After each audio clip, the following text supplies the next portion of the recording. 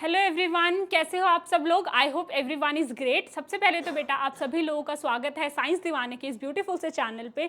हमारा जो चैप्टर चल रहा था, चैप्टर नंबर 4 रिप्रोडक्टिव हेल्थ, उसका आज हमारे पास 3rd लेक्चर है। और बेटा हमारा आज टाइटल है पॉपुलेशन एक्सप्लोजन।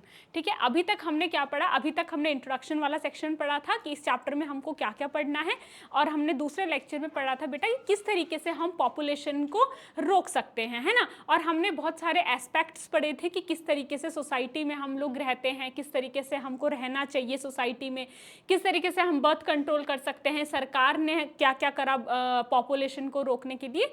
ये सारी चीज़ें बेटा हमने पढ़ ली थी। आज बेटा हम पढ़ेंगे मेनली पॉपुलेशन के बारे में। पॉपुलेशन एक्सप्लोजन, एक्सप्लोजन का मतलब क्या होता है? एक्सप्लोजन का मतलब होता है जैसे कि ब्लास्ट। एक्सप्लोजन का मतलब होता है मतलब कि कोई चीज एकदम से हो जाना।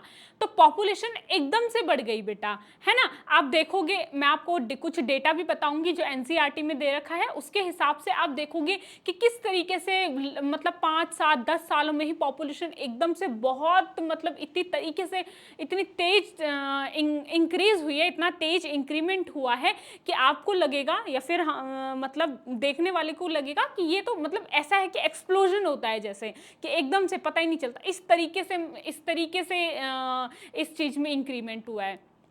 तो टॉपिक है हमारा पॉपुलेशन एक्सप्लोजन। हम इसको पढ़ेंगे, इसके अंदर हम क्या क्या चीजें देखेंगे वो मैं आपको बताती हूँ। चलो स्टार्ट करते हैं। सबसे पहले तो देखो, सबसे पहले तो आपको पता होना चाहिए कि पॉपुलेशन क्या होता है। What is the definition of population, है ना। वैसे हम पॉपुलेशन वाली जो चीज़ें हैं, पॉपुलेशन इस चैप्टर, अभी जो मैं आपको थोड़ा 2-4 चीज़ें बताऊंगी, बर्थ रेट, डेथ रेट क्या होता है, ये सारी चीज़ें हम वैसे इकोलॉजी में भी पढ़ते हैं, पॉपुलेशन हम वहाँ पे पढ़ते हैं, लेकिन आपको पहले से ही मैं पढ़ा दूंगी तो आपको याद भी होना चाहिए वो, ठीक है, ताकि आपको आगे जाके थोड़ा सा कम परेशानी हो। चलो स्टार्ट करते हैं। पॉपुलेशन क्या होता है?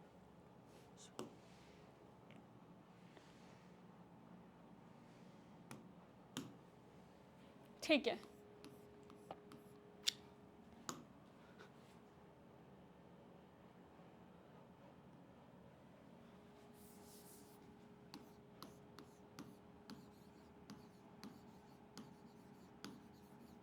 पॉपुलेशन क्या होता है? पॉपुलेशन की डेफिनेशन क्या होती है?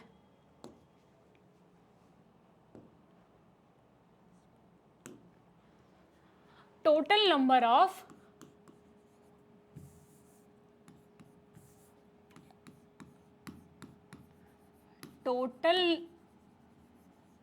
Total number of individual of species, total number of individual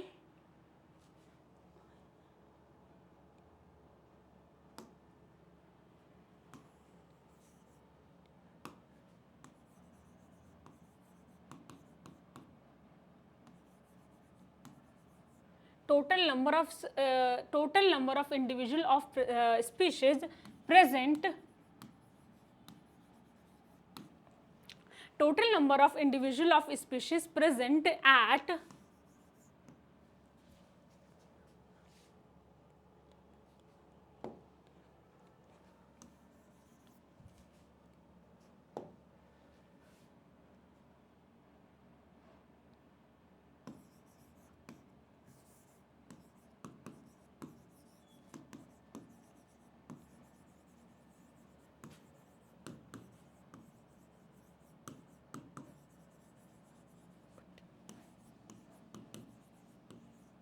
ठीक है। तो पॉपुलेशन की डेफिनेशन क्या होती है? पॉपुलेशन की डेफिनेशन होती है total number of individual of species present in given area at particular time. किसी भी पर्टिकुलर टाइम में पॉपुलेशन के कितने इंडिविजुअल प्रेजेंट है, मतलब कि कितने इंडिविजुअल प्रेजेंट है किसी टाइम पे किसी एरिया में, ठीक है। ये आपके पास डेफिनेशन होती है पॉपुलेशन की। तो डेफिनेशन हमारे पास क्या है कि total number of individual of species, total number of individual of species present in a given area at a particular time, in a given area at a particular time. ये आपके पास होती है पॉपुलेशन की definition. ये बहुत important है, आपको पता होना चाहिए कि भाई पॉपुलेशन क्या होती है ना। कभी आपको मतलब जनरली हम लोग को लगता है कि यार पॉपुलेशन ही तो है, हमको पता है कि पॉपुलेशन क्या होती है, लेकिन जब लिखने के लिए आता है तो हम लिख नहीं पाते। अगर आपको कोई बोल दे कि पॉपुलेशन की डेफिनेशन लिख के दिखाओ तो आप लिख ही नहीं पाओगे। कैसे लिखोगे, क्या लिखोगे पॉपुलेशन की डेफिनेशन? तो आपको एक पर्टिकुलर डेफिनेशन याद भी होना चाहिए कि क्या होती है, कि कितने नंबर ऑफ इंडिविजुअल है किसी स्पीसीज की, कितने नंबर ऑफ इंडिविजुअल है, कितने नंबर ऑफ इंडिविजुअल है किसी स्पीशीज की किसी एरिया में किसी पर्टिकुलर टाइम पे। ठीक है, तो उसको हम कहते हैं बेटा पॉपुलेशन। उसके बाद आपके पास जो सेकंड टॉपिक है हमारा वो है डेमोग्राफी। अब देखो डेमोग्राफी क्या होता है, एक छोटा सा इसमें आता है पॉपुलेशन, डेमोग्राफी क्या होता है।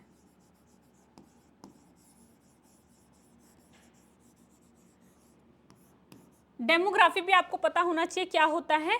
डेमोग्राफी है बेटा study of population. Study of population को हम क्या बोलते हैं, demography.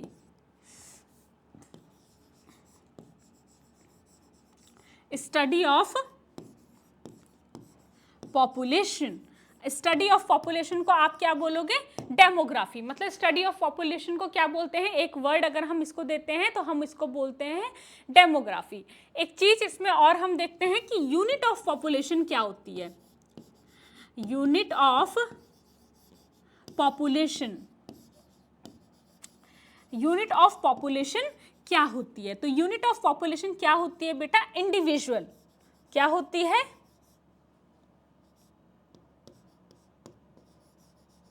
Individual. Unit of population क्या है, एक इंडिविजुअल, एक इंसान आपके पास क्या है बेटा, एक पॉपुलेशन की यूनिट है। क्योंकि बहुत सारे उन एक इंसान से मिलकर क्या बनती है, एक पॉपुलेशन बनती है। ठीक है, तो किसी भी पॉपुलेशन की एक यूनिट क्या होती है, उस पॉपुलेशन का एक इंडिविजुअल। चाहे बेटा वो पॉपुलेशन इंसानों की हो, चाहे वो पॉपुलेशन डॉग्स की हो, चाहे वो कैट्स की हो, चाहे वो टाइगर्स की हो, चाहे वो भेड़ बकरी हो, किसी की भी पॉपुलेशन हो, उसका जो एक इंडिविजुअल होता है वो उसकी क्या होती है, एक यूनिट होती है। ठीक है, तो इतनी बात आपको पॉपुलेशन के बारे में ध्यान रखनी है। अभी मैं आपको इंट्रोडक्शन दे रही हूँ कि पॉपुलेशन क्या होता है, डायरेक्टली एनसीईआरटी पे नहीं जाएंगे। क्योंकि बेटा क्या है कि आप लोग अगर 12th के स्टूडेंट हो, अगर आप टॉपर हो तो आपको कोई मतलब ये सारी चीज़ें आपको पहले से ही पता होंगी, क्योंकि आपने 11th 12th में कहीं ना कहीं ये सारी चीज़ें पढ़ी होती हैं। लेकिन एक फ्रेशर बच्चा जो होता है ना, उसको क्या होता है कि आइडिया नहीं होता चीज़ों का। उनको अगर पढ़ाया ना जाए और उनको बोल दिया जाए कि आपको ये एनसीईआरटी पढ़नी है, ये आपका सिलेबस है, तो उनको क्या लगता है कि हमको सारा सिलेबस आता है। ठीक है, लेकिन पूछा जाए तो फिर कुछ नहीं आता है, क्योंकि हम लोग भी ऐसे ही थे। हमें भी लगता था कि हमको सब कुछ आता है, यार इसमें पॉपुलेशन ही तो लिखा है, ये तो हमको पता है, चाइल्ड बर्थ लिखा है, डेथ रेट पता है, मोर्टेलिटी, नैटेलिटी, हमको लगता था कि ये सारी चीज़ें तो हमें आती है। लेकिन किसी ने क्वेश्चन पूछ दिया तो फिर फुस, क्योंकि हमको ऐसा लगता है एज अ मतलब स्टूडेंट, अगर हम छोटे बच्चे होते हैं, 12th क्लास के बच्चे होते हैं, 11th क्लास के, तो हमने कभी चीज़ें पढ़ी नहीं होती, तो हमको पता ही नहीं चलता कि रियलिटी क्या है। रियलिटी नहीं पता होती। ड्रॉपर को हमेशा रियलिटी पता होती है। अगर उसको तुम दोबारा से स्टार्ट करवाओगे कि तुम्हें हम फ्रेशर की तरह पढ़ाते हैं, तो फिर वो बच्चा इतने अच्छे से पढ़ेगा, क्योंकि उसको पता होता है, रियलिटी पता होती है कि क्या आता है और क्या नहीं आता है। लेकिन 11th 12th के बच्चे को कभी रियलिटी पता नहीं होती है। इसीलिए आपको मतलब कि जो आपको टीचर पढ़ा रहा होता है उस पर आपको फेथ करना होता है कि ये टीचर हमको सही पढ़ा रहा होगा। फेथ नहीं करोगे तो फिर आपको क्या नहीं होगा, मतलब फेथ नहीं रहेगा तो आप पढ़ोगे नहीं अच्छे से, और पढ़ोगे नहीं तो फिर चीज़ें आएंगी नहीं। तो इसीलिए बेटा आपको छोटी छोटी चीज़ें जो बताते हैं, पॉपुलेशन, ये डेमोग्राफी, अब सब सोच रहे होंगे एनसीईआरटी में तो डेमोग्राफी कहीं लिखा ही नहीं है ना। लेकिन ऐसा है कि कहीं ना कहीं ये चीज़ें यूज़ होती हैं, तो बीच बीच में ऐसी चीज़ें हम पढ़ा लेते हैं। आप कोशिश करेंगे कि आपको जो आगे के सारे लेक्चर, जो बच्चा अगर इस कोर्स को फॉलो कर रहा है, सारे लेक्चर्स में आपको बहुत डिटेल में पढ़ाऊँ। मतलब अभी तक अगर ऐसा आपको लगा होगा कि डिटेल में नहीं है, ये ड्रॉपर का कंटेंट है, लेकिन अब मैं आपको पूरा मतलब अच्छे से एकदम 12th क्लास के बच्चे की तरह पढ़ाऊंगी। ठीक है, तो ध्यान देना है आपको।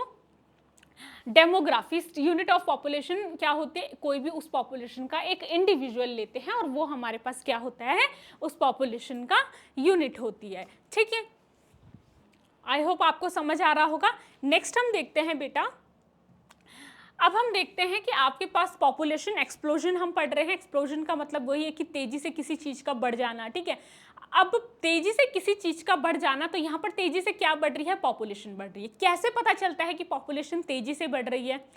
कैसे पता लगता है कि आप सोच रहे होंगे कि हमारे घर में तो 10 साल पहले भी 10 साल पहले 5 लोग थे, ठीक है, अभी 10 साल बाद हमारे यहाँ 6 या 7 लोग हो गए हैं, तो 10 साल में तो 2 बच्चे तो पैदा होंगे ही किसी ना किसी के। तो इतनी तेजी से कहाँ बढ़ रहा है? लेकिन बेटा आप सिर्फ खुद को देख के या अपने सिर्फ आसपास देख के नहीं बता सकते कि पूरी कंट्री में क्या हो रहा है, ठीक है, कि पूरी कंट्री में क्या हो रहा है, देश दुनिया में क्या हो रहा है। आप सिर्फ अपने अपने 3-4 स्क्वायर फुट के एरिया को लेके या फिर 1-2 किलोमीटर के लोगों तक के लोगों को देख के ये नहीं बता सकते कि हमारी पॉपुलेशन किस तरीके से बढ़ रही है। इसके लिए बेटा क्या करना पड़ता है? इसके लिए करना पड़ता है सेंसस रिकॉर्ड। सेंसस रिकॉर्ड क्या होती है? सेंसस रिकॉर्ड को हम बोलते हैं बेटा जनगणना। जनगणना बोलते हैं। जनगणना आपके पास हर 11 साल में एक बार होती है। अभी बेटा जो लास्ट जनगणना हुई है वो 2021 में हुई थी, उससे पहले बेटा हुई थी 2011 में, उससे पहले भी आप लगा लो कि 11 साल पहले चले जाओ, तो उस समय पे आपके पास क्या हुई होगी? जनगणना हुई होगी। समझ आ रही है बात? तो जनगणना आपके पास कैसे होती है? जनगणना में क्या होता है, जो इंडिविजुअल जो भी लोग होते हैं वो क्या करते हैं, सरकारी लोग होते हैं, वो सबके घर घर जाके क्या करते हैं, सबके डिटेल्स को नोट करते हैं। फिर उन कि वो लोग कितने लोग रहते हैं, इतने साल पहले कितने लोग थे, वो लोग क्या काम करते हैं, कितनी शादियां हुई है, किससे किसकी शादी हुई है, किसके कितने बच्चे हुए हैं, कब वो बच्चे हुए हैं, मतलब सारा रिकॉर्ड वो लोग लेके जाते हैं। फिर वो सरकार के पास देते हैं, वहाँ पे पूरा डेटा तैयार होता है। उससे आपके पास पूरा स्टैटिक्स बनता है कि कितनी लोग किस साल में कितने लोग बढ़े, किस साल में कितने लोग घटे, कितने मरे, कितने जिंदा हुए, कितने पैदा हुए, वो सारा रिकॉर्ड आपके पास होती है। इस प्रोसेस को हम बोलते हैं जनगणना। जनगणना अभी से 2021 में हुई थी, उससे पहले 2011 में हुई थी, उससे पहले भी 2000 कब हुई होगी, 11 में हुई थी, तो 1 में हुई होगी, 1 में 2000 में जब भी होगी। तो इस तरीके से आपके पास क्या होती है? जनगणना होती है। तो उस जनगणना से हमको पता लगता है कि हमारे देश में पॉपुलेशन की क्या हालत है, या देश में तो इस तरीके से लगती है। अब दुनिया में कैसा लगता है? दुनिया में भी इसी तरीके से कुछ ना कुछ प्रोसेस होता होगा कि सारे देश में अपना अपना एक प्रोसेस होता है भाई लोगों को काउंट करने का, तो उस तरीके से होता है। और यहाँ पर आपके पास रिकॉर्ड तैयार होते हैं। तो उस रिकॉर्ड के हमारे पास कुछ डेटाज हैं, वो हम डेटा देखेंगे। पहले हम देखते हैं कि जनगणना आखिर होता क्या है। What is census record? ठीक है, सेंसस रिकॉर्ड क्या होती है? तो official counting of population, official counting of population को हम क्या बोलते हैं? सेंसस बोलते हैं।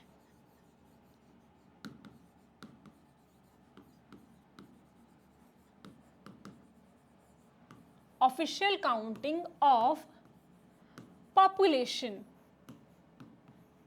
इसको बेटा हम क्या बोलेंगे? इसको हम बोलते हैं सेंसस।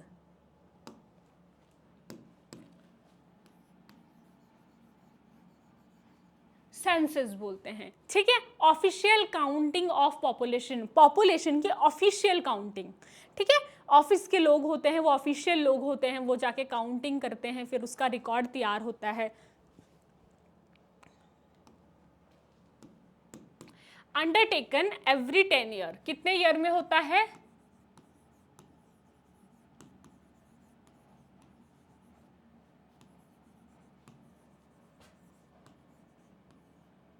हर 10 साल में, 10 साल में होता है, ठीक है। याद रखना है आपको, 11 साल कहते थे लेकिन हाँ 10 साल, 10-11 साल में होता है। तो अंडरटेकन एवरी 10 ईयर, राइटिंग को ज़्यादा ही खराब बन रही है आज, ठीक है। Undertaken every 10 year. उसके बाद आपके पास क्या देखते हैं हम? जो फर्स्ट सेंसस रिकॉर्ड हुआ था, first census record in 1872,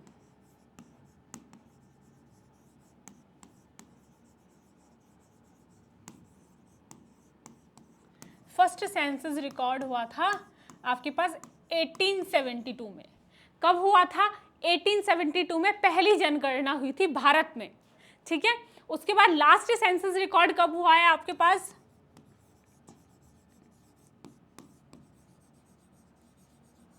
last census record आपके पास हुआ है बेटा 2011 में, देन 2021 में आपके पास लास्ट सेंसस रिकॉर्ड हुआ है। ठीक है, 2011 का भी हम लिख लेते हैं, दो डेटा आपके पास मैंने लिख दिया, एक 2011 एक 2021। तो ये आपके पास है कि सेंसस रिकॉर्ड आपके पास कैसे होते हैं, मतलब कि कैसे होते हैं मैंने बता दिया, और इस तरीके से आपके पास कब कौन सा सेंसस रिकॉर्ड हुआ था, लास्ट कब हुआ था, and very first census record was held in 1872, और लास्ट हमारे पास अभी जो हुआ है वो आपके पास हुआ है 2021 में, उससे पहले 2011 में हुआ था। ठीक है, ये सारी चीज़ आपको याद होनी चाहिए। एनसीईआरटी में दे रखा है ये वाला 1872 का डेटा, शायद एनसीईआरटी में नहीं दे रखा है, बट हाँ हम कुछ चीज़ें थोड़ा सा एक्स्ट्रा लेके चलते हैं ताकि हमें आइडिया हो, मतलब चीज़ों का, है ना, कि कब क्या चीज़ें मतलब स्टार्ट हुई थी। अब हम देखते हैं बेटा नेक्स्ट हमारे पास जो टॉपिक है वो है पॉपुलेशन ग्रोथ का। पॉपुलेशन ग्रोथ का मतलब है कि किस तरीके से आपके पास जो पॉपुलेशन है उसमें ग्रोथ हो रही है, ठीक है, उसमें इंक्रीमेंट हो रहा है। तो हम देखते हैं पॉपुलेशन ग्रोथ क्या, एक सेकेंड, हाँ ठीक है, population growth.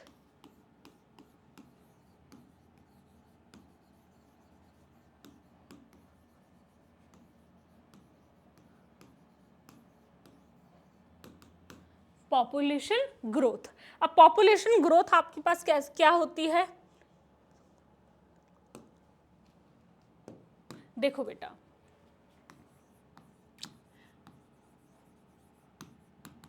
population is growing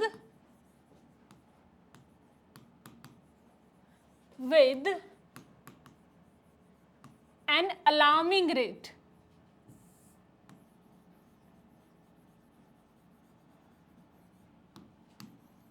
ये एनसीईआरटी में डेफिनेशन दे रखी है, इसलिए आपको ये डेफिनेशन याद होनी चाहिए। Alarming rate, population is growing with an alarming rate in India.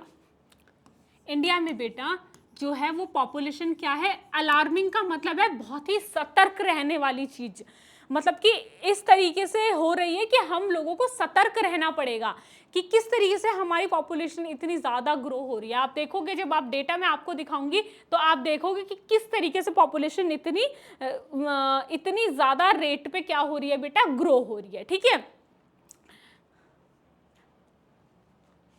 ठीक है, population is growing in India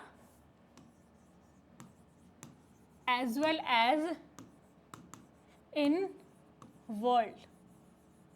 दुनिया में भी बहुत तेजी से पॉपुलेशन बढ़ रही है, लेकिन आप देखोगे इंडिया में ही इतनी तेजी से बढ़ रही है कि मुझे तो लगता है कि इंडिया का ही पूरा हाथ है दुनिया की पॉपुलेशन को बढ़ाने में। इंडिया की पॉपुलेशन मतलब ऐसे बहुत ज़्यादा बढ़ रही है। ठीक है, चाइना को भी पीछे छोड़ देंगे, चाइना को आई थिंक छोड़ दिया है पीछे, इस तरीके से हमारी पॉपुलेशन बढ़ रही है। हम कुछ डेटा देखते हैं बेटा, एनसीईआरटी में जो डेटा दे रखा है बहुत इंपॉर्टेंट है, आपको याद होना चाहिए, एज इट इज़ आपके पास वो डेटा पूछ लिया जाता है एग्जाम में। ठीक है, उस डेटा को हम देखते हैं, उस डेटा को आपको याद करना है। ठीक है, इंडिया का पहले हम देखते हैं। इन इंडिया, देन हम देखेंगे, देन यहाँ पर हम देखते हैं वर्ल्ड का। एक साइड हम इंडिया का कंपेयर करते हैं, एक साइड वर्ल्ड का। पता नहीं ये सीधी लाइन ही नहीं आती है।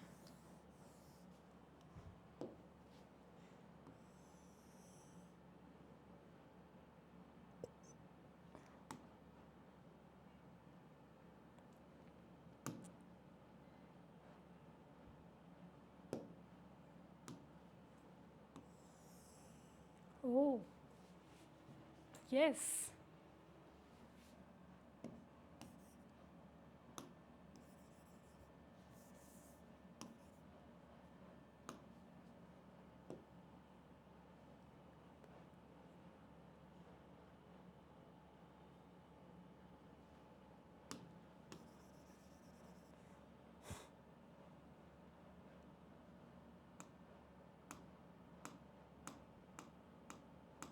ठीक है, तो एक साइड हम देखेंगे इन इंडिया और एक साइड बेटा हम देखेंगे इन वर्ल्ड।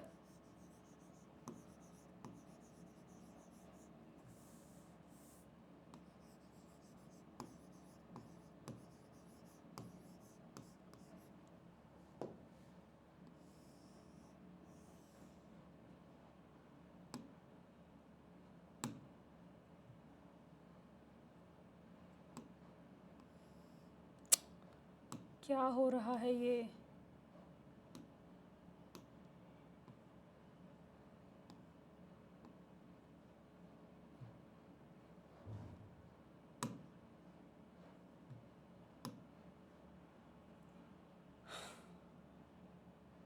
ठीक है, सही है। In India and in world, ठीक है। इंडिया का हम देखते हैं। इंडिया में आपके पास at independence, at the time of independence India की पॉपुलेशन कितनी थी?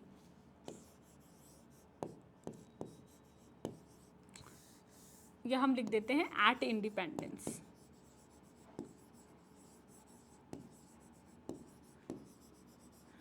तो at the time of independence बेटा जो इंडिया की पॉपुलेशन थी वो थी 370 मिलियन। कितनी थी? 370 मिलियन, या फिर आई थिंक 350 मिलियन थी, सॉरी 350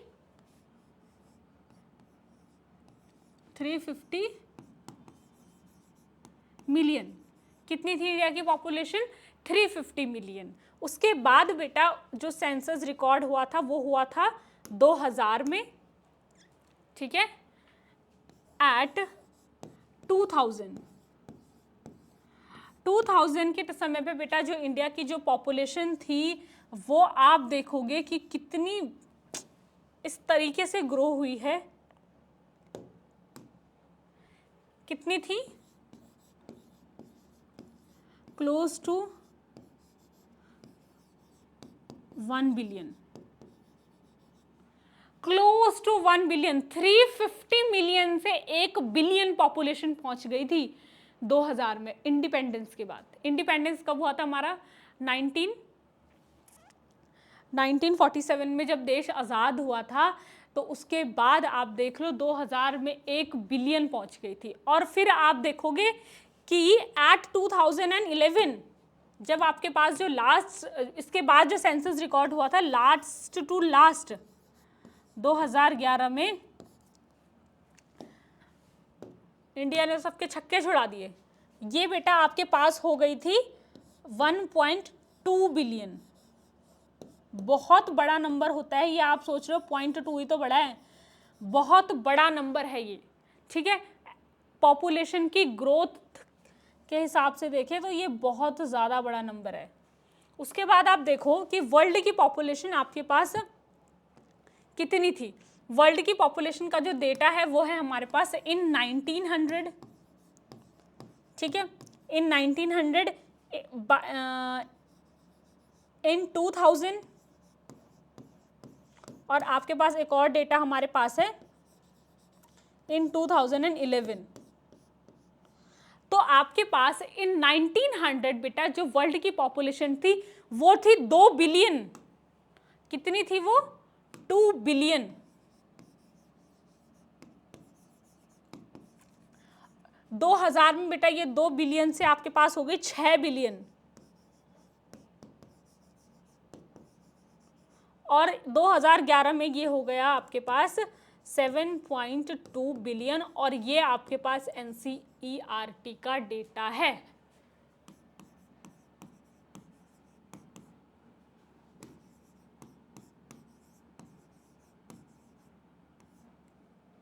NCERT का डेटा है ये। तो आपको ये एज इट इज याद होना चाहिए, ठीक है, एज इट इज याद करना है। Eight the time of independence India की पॉपुलेशन कितनी थी?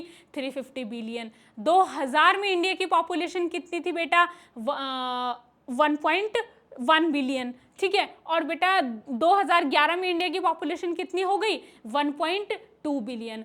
वर्ल्ड की पॉपुलेशन देखें तो 1900 में कितनी थी? 2 बिलियन। 2000 में कितनी हो गई? 6 बिलियन। और 2011 तक बेटा आते आते ये क्या हो गई? 7.2 बिलियन। अब आप देखो कि 2000 में आपके पास इंडिया की पॉपुलेशन है 1 बिलियन और वर्ल्ड की पॉपुलेशन है 6 बिलियन। मतलब पूरी दुनिया की पॉपुलेशन 6 बिलियन और हमारे अपने सिर्फ एक अकेले इंडिया की पॉपुलेशन 1 बिलियन पॉपुलेशन है। सोचो बेटा, every 6th person in world is an Indian. Bharat दुनिया में हर छठा आदमी, 6 लोगों के बाद आने वाला एक आदमी, अगर हम लोगों को मतलब दुनिया के अगर 6 लोगों को खड़ा करे और एक इंडियन को खड़ा करे तो आपके पास ये लगा लो कि हर 6th पर्सन आपके पास इंडियन होगा। Every 6th person is an Indian in world. सोचो कितनी भयानक हालत है भारत की। एवरी 6th पर्सन, ठीक है। दुनिया में कितने देश हैं? लगभग 250-300 देश हैं, मतलब काफ़ी देश हैं। 250-300 देशों में से इंडिया की अकेले की पॉपुलेशन 1 बिलियन थी, और मतलब अब तो ज़्यादा हो गई है, और वर्ल्ड की पूरी 6 बिलियन थी 2000 तक आते आते। अब 2011 में भी देख लो, इंडिया की है 1.2 बिलियन और यहाँ पे 7.2 बिलियन, सेम ही है। मतलब रेशियो निकालें तो वही है, बढ़ाई है। मतलब ये तो हाँ नहीं सेम, ये 1.1 से 1.2 हुआ है, ये 6 से 7.2 हो गया, है ना। तो इस तरीके से हमारी पॉपुलेशन बढ़ती ही जा रही है। तो इसमें बेटा ध्यान देने की ज़रूरत है। सरकार कुछ कड़े नियम तो लागू करती है, लेकिन बहुत ज़्यादा ध्यान देने की ज़रूरत है। समझ आ रही है बात? उसके बाद आपको, अगर मैंने जो बात अभी कही वो मैं आपको अगर दिखाऊं, लिखाऊं,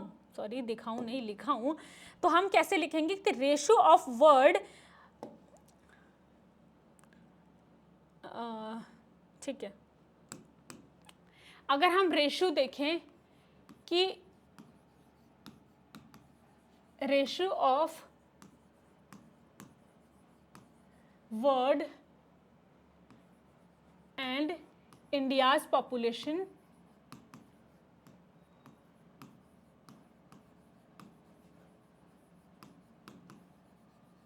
तो ये पॉपुलेशन, ये कितना रेशियो है आपके पास? 6:1। 6:1। Every 6th person in this world is an Indian, ठीक है। 6:1, 6 लोगों के बराबर एक इंडिया के और एक इंसान होगा। 6 लोग, दुनिया के 6 लोग और एक हमारा इंडियन, दुनिया के 6 लोग एक हमारा इंडियन, दुनिया के 6 लोग एक हमारा इंडियन। समझ रहे हो आप बात को? इस तरीके से भयानक हालत हो रखी है। उसके बाद है कि हाँ ठीक है, every 6th person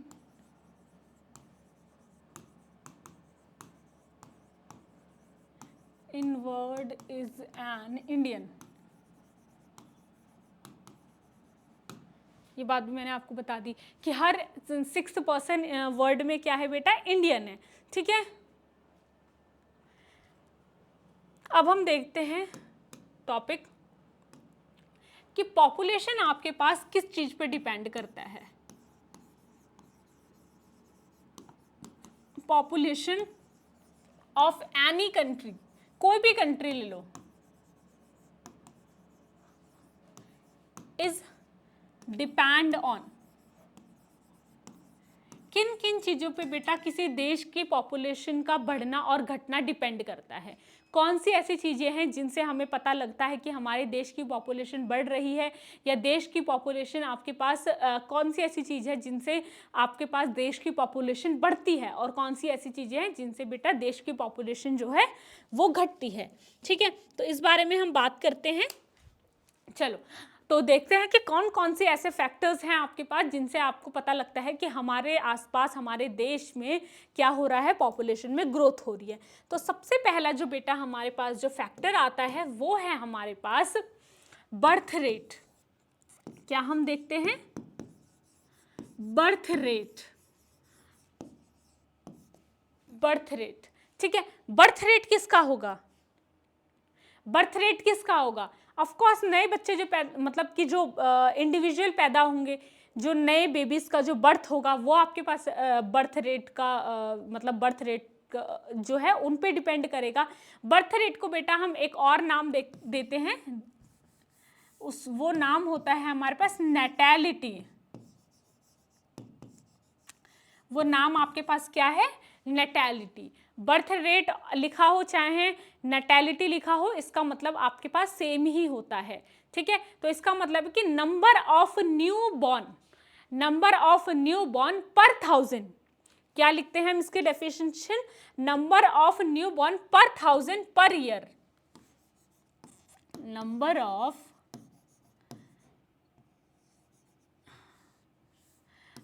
of new born पर 1000 per year, number of new born पर 1000 पर ईयर। ठीक है, ये आपके पास क्या होती है, नैटेलिटी।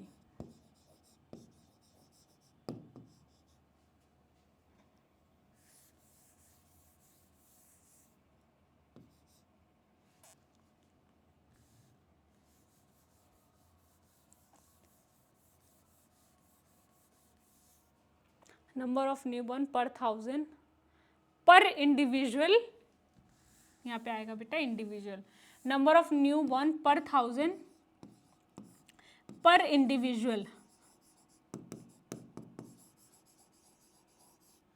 Per year.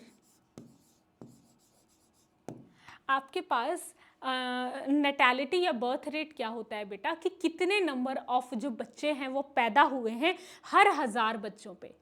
हर 1000 बच्चों पे ये देखा जाता है कि हर साल हर 1000 बच्चों पे कितने नंबर ऑफ बेबीज पैदा हुए। उस डेट को, उस जो रेट होता है बेटा, उस रेट को हम बोलते हैं बर्थ रेट। आप समझ रहे हो बात को, कि हर साल आपके पास हर 1000 बच्चों पे कितने बच्चे पैदा हुए, वो आपके पास होता है बर्थ रेट। ठीक है, तो आपके पास डेफिनेशन बनती है कि नंबर ऑफ न्यू बॉर्न पर 1000 पर individual per year. Number of new born पर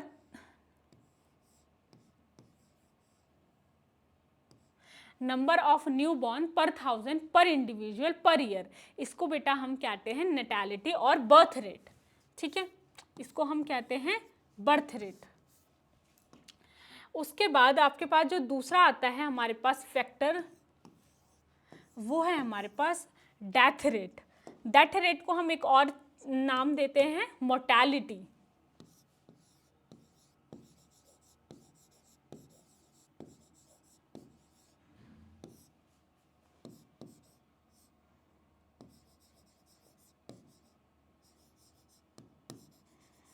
इसकी डेफिनेशन क्या बनेगी, इसकी डेफिनेशन बनेगी नंबर ऑफ डेथ पर 1000 per year. Number of death पर 1000 पर, हर 1000 लोगों पे कितने लोगों की डेथ हुई है हर साल। ठीक है, ये रेट आपके पास होता है कि डेथ रेट। तो आपके पास जो पॉपुलेशन का बढ़ना होता है वो नेटैलिटी पे डिपेंड करता है या मोर्टेलिटी पे डिपेंड करता है बेटा, वो आपके पास डिपेंड करता है नेटैलिटी पे। जितनी ज़्यादा बर्थ रेट होगी, जितनी ज़्यादा नेटैलिटी होगी, उतनी ही ज़्यादा पॉपुलेशन क्या होगी, इंक्रीज होगी। जितनी ज़्यादा आपके पास मोर्टेलिटी होगी या फिर आपके पास डेथ रेट होगा, उतनी ही कम बेटा आपकी क्या होगी, पॉपुलेशन, उतनी ही डिक्रीज आपकी पॉपुलेशन होगी। क्योंकि लोग मरेंगे तो पॉपुलेशन कम होगी, लोग ज़्यादा पैदा होंगे, बर्थ रेट ज़्यादा होगा, बच्चे ज़्यादा पैदा होंगे तो पॉपुलेशन इंक्रीज करेगी। तो मेन जो फैक्टर है आपके पास वो क्या है बेटा, बर्थ रेट और डेथ रेट है। ठीक है, इतनी चीज़ आप लोगों को समझ आ गई। तीसरा जो फैक्टर है बेटा वो है आपके पास मैटरनल मोर्टेलिटी रेट। क्या है आपके पास, नेक्स्ट हम देखते हैं मैटरनल मोर्टेलिटी रेट।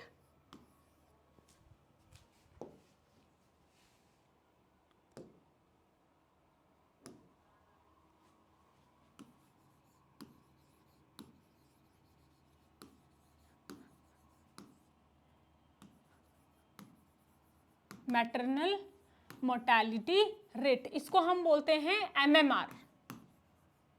एमएमआर भी इसको शॉर्ट में बोल देते हैं। ये क्या होता है बेटा, इससे कैसे पॉपुलेशन पे, इससे कैसे पॉपुलेशन की ग्रोथ पे या फिर पॉपुलेशन की इंक्रीमेंट पे या डिक्रीमेंट पे फर्क पड़ता है। आखिर होता क्या है maternal mortality rate. Maternal mortality का मतलब आपको समझ आ गया डेथ। नेटैलिटी का मतलब जहाँ भी होगा, नेटैलिटी जहाँ भी होगा वहाँ पर आपको समझ आना चाहिए कि नेटैलिटी का मतलब होता है बर्थ, है ना। नेटैलिटी का मतलब होता है बॉर्न होना, और मोर्टेलिटी का मतलब होता है बेटा आपके पास डेथ। तो मैटरनल मतलब मैटरनल से आप समझोगे मदर, मदर का मोर्टेलिटी रेट। अब मोर्टेलिटी, मदर का मोर्टेलिटी रेट हम कैसे देखते हैं, किस तरीके से हम देखते हैं कि न्यू मॉम जो है वो आपके पास डेथ हो रही है उनकी। बेटा मैटरनल मोर्टेलिटी रेट का मतलब होता है जितनी भी न्यू मदर्स हैं उनका डेथ होना, उनकी डेथ होना बेटा आपके पास क्या करता है, पॉपुलेशन को भी घटाता बढ़ाता है। तो हम क्या देखेंगे, हम इस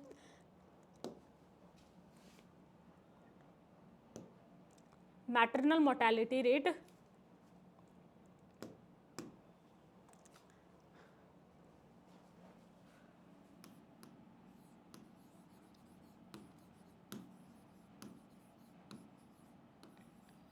death rate of new mothers,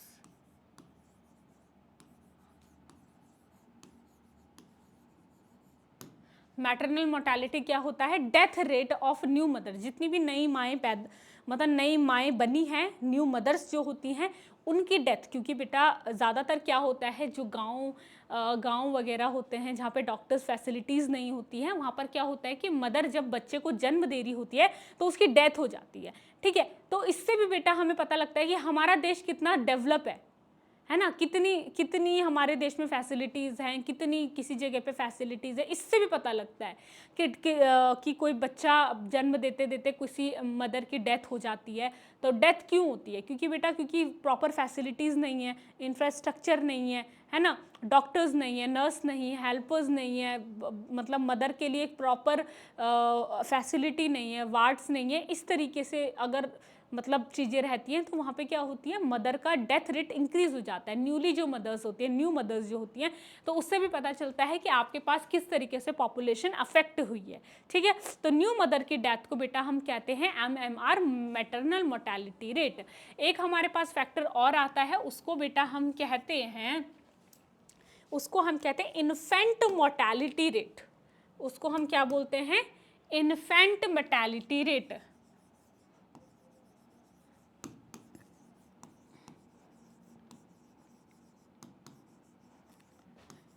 infant mortality rate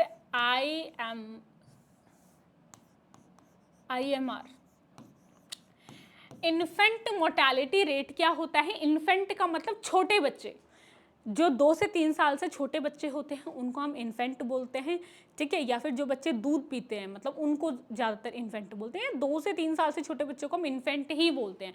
तो इन्फेंट मोर्टेलिटी रेट का मतलब क्या है कि इन्फेंट कितने आपके पास, कितने इन्फेंट की डेथ हुई है, कितने छोटे बच्चों की डेथ हुई है। अगर उस रेट को अगर हम देखें तो उसको बोलेंगे इन्फेंट मोर्टेलिटी रेट। मोर्टेलिटी मतलब डेथ। अभी तक तो आपको इतना समझ ही आ गया होगा। तो इसमें हम क्या लिखेंगे, डेथ रेट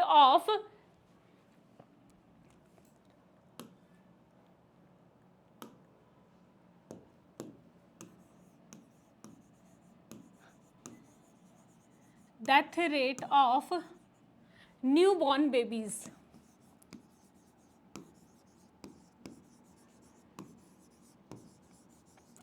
ये आपके पास क्या होता है, ये आपके पास होता है न्यूबॉर्न बेबीज का जो डेथ रेट होता है उसको आप बोलते हो infant mortality rate.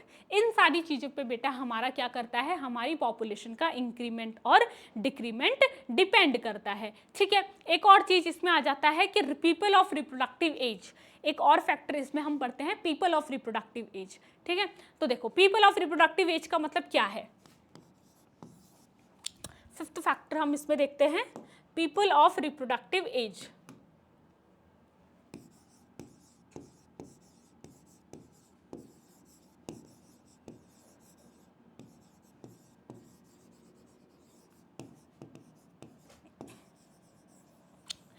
People of reproductive age कितने हैं बेटा सोसाइटी में, किसी जगह पे, किसी पर्टिकुलर एरिया में कितने पीपल हैं, कितने लोग हैं जो रिप्रोडक्शन कर सकते हैं, कितने लोग हैं जो मतलब अभी अभी न्यूली मैरिड हैं, है ना, जिनको अभी रिप्रोडक्शन करना है। तो रिप्रोडक्शन करेंगे तो बच्चे पैदा होंगे, है ना।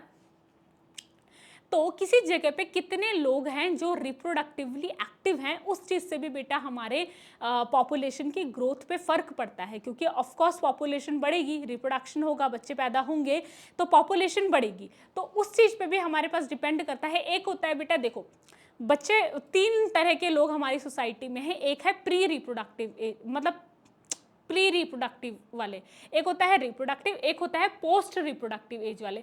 जो प्री वाले हैं वो तो बहुत छोटे हैं, है ना, 17-18 साल से छोटे वाले, मतलब अगर शादी नहीं हुई है, वरना आप लगा लो 13 से 14 उम्र के जो छोटे वाले लोग हैं वो आपके पास प्री रिप्रोडक्टिव एज में आ गए। रिप्रोडक्टिव एज कौन सी होती है? आपके पास 14-15 से लेके आपके पास लगा लो 45-50 तक के एज के जो लोग होते हैं, ठीक है।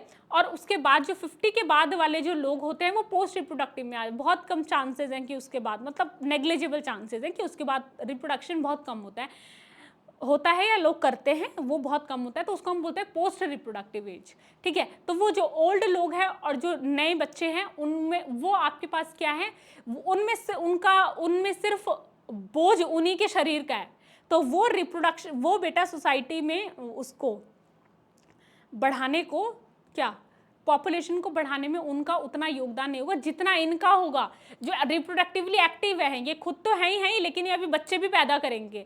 तो इनमें क्या होता है, ये क्या होते हैं, ये लोग भी आपके पास डिपेंड करते हैं, इन लोगों पे भी डिपेंड करता है कि आपके पास उस जगह की पॉपुलेशन कितनी होगी।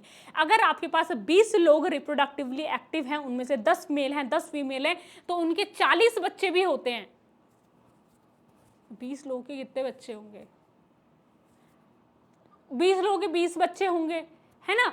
20 लोगों के कितने बच्चे होंगे? 20, एक कपल के 2 बच्चे होंगे, तो 20 बच्चे और बढ़ गए, फिर और उनके और आगे होंगे। तो रिप्रोडक्टिवली एक्टिव कितने लोग हैं उस चीज़ पे भी डिपेंड करता है कि आपके पास क्या पॉपुलेशन रहेगी।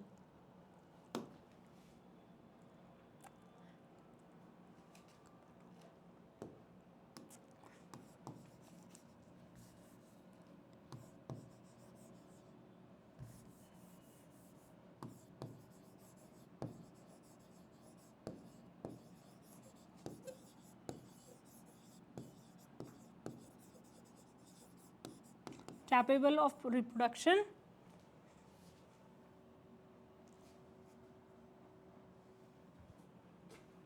हाँ ठीक है,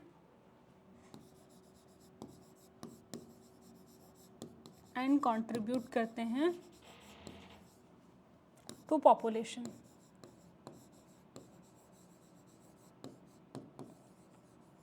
ठीक है, तो इन सारी चीज़ों पे भी बेटा डिपेंड करता है कि आपके पास कितनी पॉपुलेशन है किसी जगह की, ठीक है। इन सारी चीज़ों पे भी डिपेंड करता है कि किसी जगह की पॉपुलेशन आपके पास कितनी है। आपके पास एक और हमारे पास फैक्टर आ जाता है, 6th फैक्टर हम उसको लिख सकते हैं, वो है आपके पास माइग्रेशन। क्या है? माइग्रेशन। अब माइग्रेशन क्या होता है? एक सेकेंड, पेन का कलर,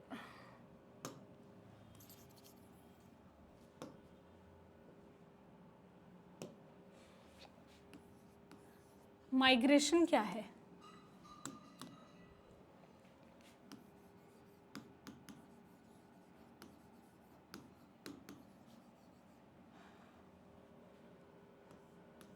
माइग्रेशन का मतलब क्या होता है? देखो, जैसे कि कोई पॉपुलेशन है,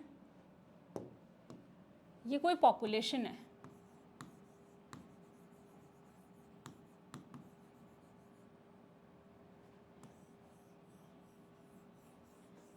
ठीक है।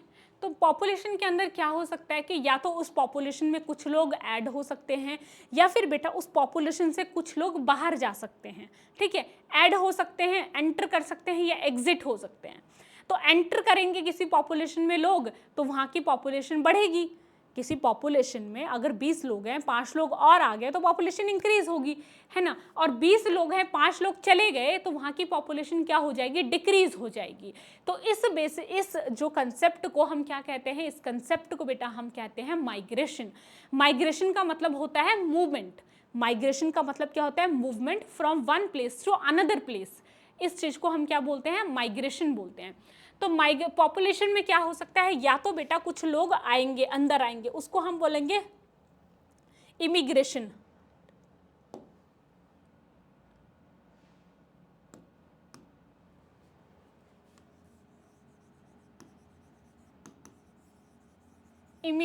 इमिग्रेशन का मतलब क्या होता है? पॉपुलेशन में मतलब लोगों का ऐड होना, और आपके पास पॉपुलेशन से लोगों के एग्जिट होने को हम बोलते हैं एमिग्रेशन।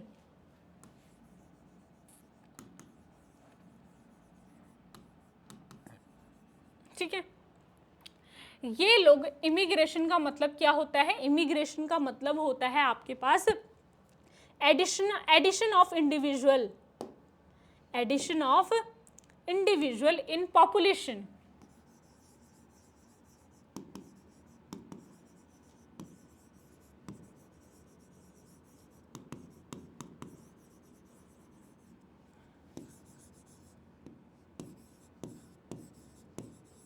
इन पॉपुलेशन, इसमें हम बोलेंगे exit of individual in population.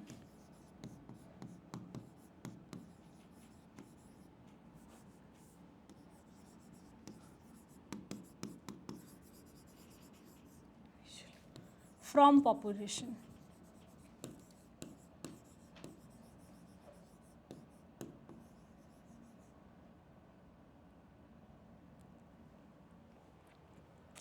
ठीक है, इतनी बात समझ आई कि माइग्रेशन का मतलब क्या होता है। माइग्रेशन का मतलब मूवमेंट, लोगों का movement from one place to another place. अगर किसी प्लेस पे बेटा पॉपुलेशन आई है तो इमिग्रेशन हुआ है। इमिग्रेशन का मतलब है पीपल ऐड ऑन हुए हैं, पॉपुलेशन इंक्रीज हुई है। अगर किसी प्लेस से लोग गए हैं तो उसको बोलते हैं एमिग्रेशन होना। एमिग्रेशन एग्जिट, इमिग्रेशन इन, इन मतलब अंदर आना, एमी एग्जिट बाहर जाना। तो एमिग्रेशन हुआ, एग्जिट हुए हैं, लोग क्या गए हैं, पॉपुलेशन से बाहर गए हैं, तो पॉपुलेशन डिक्रीज हुई है। तो इन सारी चीज़ों पे हमारा क्या करता है, पॉपुलेशन का ग्रोथ रेट डिपेंड करता है। ठीक है, कि इंक्रीज हो रही है या डिक्रीज हो रही है। उसके बाद बेटा हम देखते हैं एक और एनसीईआरटी एक चीज़ और लिखती है, डेटा देती है कि अकॉर्डिंग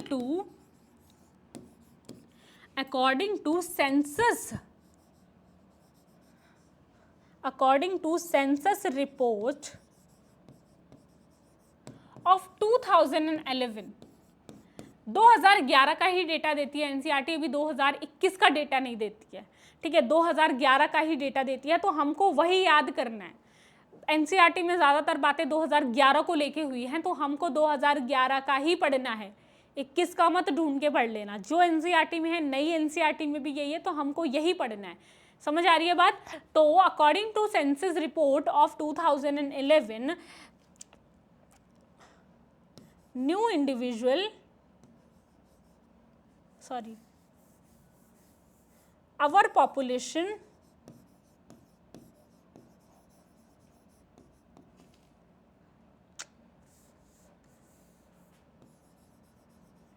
जो हमारी पॉपुलेशन की जो ग्रोथ रेट है वो कितनी है?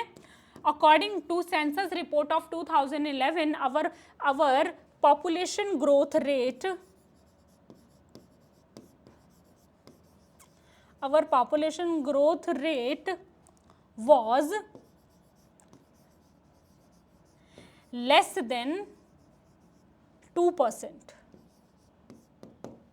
बेटा 2011 के जो सेंसस रिपोर्ट है उसका जो हम डेटा देखते हैं, उसका जो डेटा है, उस डेटा के अकॉर्डिंग हमारी पॉपुलेशन का, इंडिया की पॉपुलेशन का जो ग्रोथ रेट है वो है बेटा लेस देन 2%। और ये एनसीईआरटी में दिया है, ये डेटा लेस देन 2% एनसीईआरटी का डेटा है। आपको यही याद करना है, मैं बार बार कह रही हूं। सी भी छूट गया बीच में। एनसीईआरटी का डेटा है कि लेस देन 2% आपके पास क्या है, लेस देन 2% है आपके पास हमारी इंडिया की जो पॉपुलेशन का जो ग्रोथ रेट है वो आपके पास लेस देन 2% है। लेस देन 2% का मतलब क्या होता है? लेस देन 2% का मतलब क्या होता है? लेस देन 2% का मतलब ये होता है बेटा, देखो, इसका मतलब है कि अप्रॉक्स,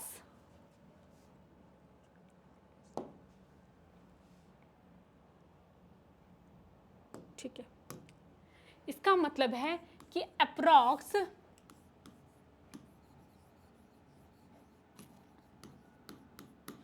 20 और लेस इंडिविजुअल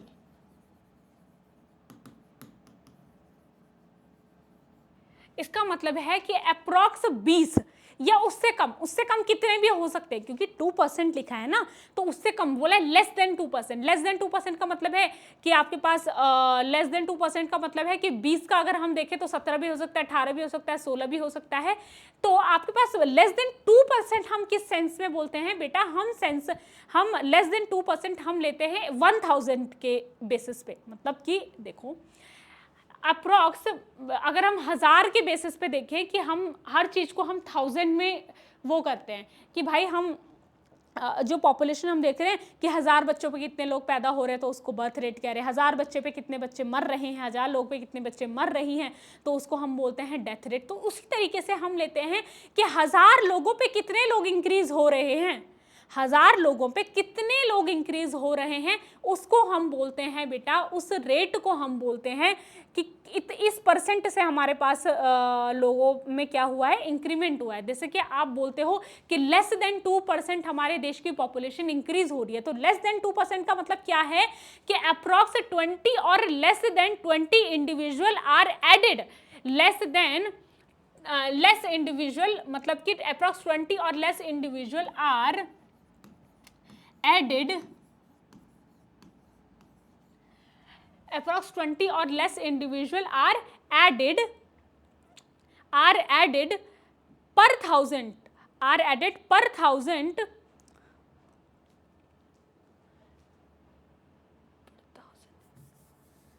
ठीक है, are added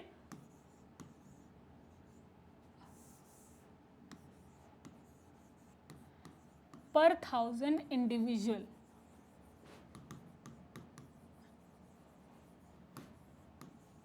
पर ईयर, ठीक है। इसका मतलब है कि हर 1000 लोगों पे कितने लोग ऐड हुए हैं, हर 1000 लोगों पे कितने लोग ऐड हुए हैं एक साल में, वो बेटा हम देखते हैं कि हमारी रेट किस तरीके से बढ़ रही है, कितने परसेंट हमारे पास है, ठीक है। तो देखो जैसे हम निकालते हैं कि जैसे मैं आपको बोलूं कि 1000 लोगों पे 20 लोग इंक्रीज हो रहे हैं, 1000 लोगों पे 20 लोग इंक्रीज हो रहे हैं, तो मैं इसको 100 से डिवाइड करूंगी, परसेंटेज मल्टीप्लाई करूंगी परसेंटेज निकालने के लिए। तो देखो हम इस तरीके से निकालते हैं परसेंटेज, तो ये कितना परसेंट आ जाएगा, 2% आ जाएगा। भाई 2% इंक्रीज हुआ है। लेस देन 2% है, इसका मतलब है यहाँ पे आप लेस देन 20 रख दो, है ना, लेस देन 20 रख दो, लेस देन 20 रखोगे क्योंकि बेटा 1000 का 100 का जो 2% होगा वो तो 2 ही होगा, लेकिन 1000 का जो 2% होगा ना, अगर हम उसको देखें परसेंटेज में देखें तो बेटा वो आपके पास होगा 20। वो कितना होगा आपके पास 20। अगर हम 1000 का निकालते हैं इस तरीके से तो कितना आता है हमारे पास, 2% आएगा। जैसे मैंने अभी यहाँ पे निकाला है तो कितना आता है, 2% आता है। तो इस तरीके से जो हमारी पॉपुलेशन है वो कितना इंक्रीज हुआ है, लेस देन 2% हुआ है, क्योंकि हमने इसको 20 लिया है तो हमारा 2 आया है, इसको 17-18 ले लेंगे। इसका मतलब है कि हर साल हर 1000 लोगों पे या तो 1000 तो पैदा हो ही रहे हैं, उसके अलावा कितने और पैदा हो रहे हैं वो आपके पास होता है कि इतने लोगों पे हमारी इतनी पॉपुलेशन इंक्रीज हो रही है, ठीक है। चलो अब हम आगे देखते हैं, आगे हम देखते हैं कि आपके पास रीजन क्या है, रीजन क्या है पॉपुलेशन एक्सप्लोजन के। आपके पास पॉपुलेशन इतने भयंकर तरीके से बढ़ने के रीजन क्या हैं, तो रीजन आपके पास है बेटा a rapid decline in death rate. Death rate बेटा क्या है, कम हो रहे हैं। डेथ रेट क्यों कम हो रहे हैं, क्योंकि आपके पास फैसिलिटीज़ बढ़ रही हैं, है ना, फैसिलिटीज़ बढ़ रही है, क्योंकि हमें जो लोग पैदा हो रहे हैं उनको तो मारना नहीं है, तो उनको मारना नहीं है तो उनको ज़िंदा रखने के लिए सरकार काम कर रही है, फैसिलिटीज़ दे रही है, मेडिकल फैसिलिटी दे रही है, हॉस्पिटल फैसिलिटीज़ दे रही है। तो इसीलिए बेटा आपके पास क्या हो रहा है, डेथ रेट कम हो रही है, डिक्लाइन हो रही है। मैटरनल मोर्टेलिटी रेट कम हो रहा है। मैटरनल मोर्टेलिटी रेट का मतलब है कि आपके पास अब सुविधाएं हैं, तो जो माएँ हैं वो अच्छा, उनके पास सरकार अच्छा भरण पोषण करे, सरकार अच्छा खाना भी देती है बेटा। आपके पास जितने भी ये जो आंगनवाड़ी केंद्र होते हैं, यहाँ से जो प्रेग्नेंट लेडीज़ होती हैं उनके लिए प्रॉपर न्यूट्रिशियस फूड मिलता है, बच्चे के लिए प्रॉपर न्यूट्रिशियस फूड मिलता है। तो जो लोग अपना मतलब खाने का भी इंतज़ाम नहीं कर सकते तो सरकार उनके लिए पूरा इंतज़ाम कर रही है। तो भाई मैटरनल मोर्टेलिटी रेट भी कम हो रहा है, इन्फेंट मोर्टेलिटी रेट भी कम हो रहा है। तो इन सारी चीज़ों पे बेटा डिपेंड करता है कि आपके पास पॉपुलेशन घटेगी या बढ़ेगी। ठीक है, आपके पास दूसरा पॉइंट है कि increase in number of people reproductive age. आपके पास और किस चीज से पॉपुलेशन का एक्सप्लोजन हो रहा है कि आपके पास नंबर ऑफ रिप्रोडक्टिव एज वाले जो लोग हैं उनमें इंक्रीमेंट हो रहा है। उनमें क्या हो रहा है बेटा, इंक्रीमेंट हो रहा है, increase in number of people in reproductive age. Reproductive age वाले जो लोग हैं उनमें इंक्रीमेंट हो रहा है, क्योंकि बच्चे ज्यादा पैदा होंगे। एक साल में अगर 1000 बच्चे पैदा हुए, एक साल में 1000 बच्चे, मतलब एक साल में मैं कह रही हूँ, अगर एक दिन में 1000 बच्चे पैदा हुए तो वो 1000 बच्चे क्या करेंगे, वो 1000 बच्चे बेटा एक साथ बड़े होंगे, एक साथ रिप्रोडक्शन वाली एज में आएंगे, एक साथ ही रिप्रोड्यूस करेंगे।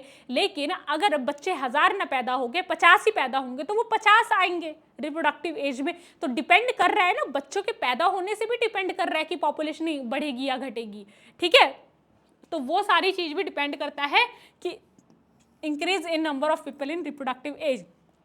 तो पहला पॉइंट है आपके पास डिक्लाइन इन मोर्टेलिटी रेट या डिक्लाइन इन डेथ रेट आपके पास आ सकता है, और decline in maternal mortality rate, infant mortality rate, मतलब कि डिक्लाइन हो रहा है, ये सारे लोग अभी मतलब हष्ट पुष्ट हैं, जिंदा हैं, तो मोर्टेलिटी रेट क्या होगा, घटेगा। नेटैलिटी रेट तो बढ़ ही रहा है, पैदा तो हो ही रहे हैं, लेकिन अगर मरेंगे ही नहीं तो आपके पास पॉपुलेशन बढ़ेगी। ऊपर से रिप्रोडक्टिव एज वाले लोग बढ़ रहे हैं, तो इससे क्या होगा, पॉपुलेशन इंक्रीज होगी। ठीक है जी, पॉपुलेशन क्या होगी, डिक्रीज होगी। उसके बाद है आपके पास population growth rate depend on. अब जो पॉपुलेशन ग्रोथ रेट है वो किस पे डिपेंड करता है, पॉपुलेशन ग्रोथ रेट किस पे डिपेंड करता है, तो डिपेंड करता है बर्थ रेट पे, डिपेंड करता है डेथ रेट पे, डिपेंड करता है माइग्रेशन पे, we have already discussed about it. Age and sex ratio पे डिपेंड करता है। मैंने आपको बता दिया था कि आपके पास पॉपुलेशन ग्रोथ रेट डिपेंड किस किस पे करते हैं, बर्थ रेट मैंने आपको बता दिया था, बर्थ रेट को मैंने कहा था नेटैलिटी या फर्टिलिटी रेट भी कह सकते हैं, डेथ रेट मैं आपको पढ़ा चुकी हूँ, माइग्रेशन मैं आपको बता चुकी हूँ, एज एंड सेक्स रेशो भी मैं आपको बता चुकी हूँ। नोट है बेटा कि the number of female, note है आपके पास कि the number of female, number of female individual in active reproductive age. ठीक है, अगर बेटा number of female active reproductive age में कितनी है उस पर भी आपके पास डिपेंड करता है। Number of female in individual in active reproductive age मतलब कि 15 से 44 वाली एज मैंने आपको बताई थी ना कि रिप्रोडक्टिव एज कौन सी होती है, 13-14 साल से बेटा आपके पास लगभग 45 से 50 साल तक है ना, 45 तक तो आपके पास हेल्दी रिप्रोडक्शन होता है। उसके बाद अगर ठीक है, लेकिन हो सकता है जब तक मेनोपॉज नहीं आ जाता, तो 50 से 44 तक की जो एज की जो ईयर्स की जो लेडीज होती हैं वो बेटा आपके पास क्या है, अगर वो इंक्रीज हैं, मतलब उनका रेट इंक्रीज हो रहा है तो भाई पॉपुलेशन बढ़ेगी। ठीक है, उसके बाद influences the birth rate, influence करता है बर्थ रेट को। Through our reproductive child health RCH programme, through we could bring down the population growth rate, it was only marginal।